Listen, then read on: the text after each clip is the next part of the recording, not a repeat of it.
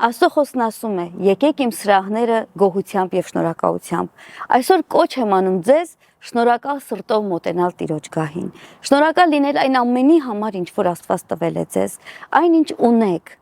այն որ այսօրվա արևը տեսել եք, այն որ ունեք ծնողներ, երեխաներ, ընտանիք, կերակուր, տաք անկյուն մնալու, այս ամենը շնորհակալ լինելու առիթ է տալիս։ Եկեք շնորհակալությամբ մոտենանք այն բոլոր մարդկանց, ովքեր մեր կյանքում կան,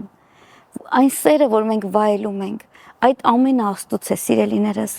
Նույնիսկ գիտությունն է ապացուցել, որ շնորհակալ մարդիկ ապրում են ավելի երկար եւ առողջ։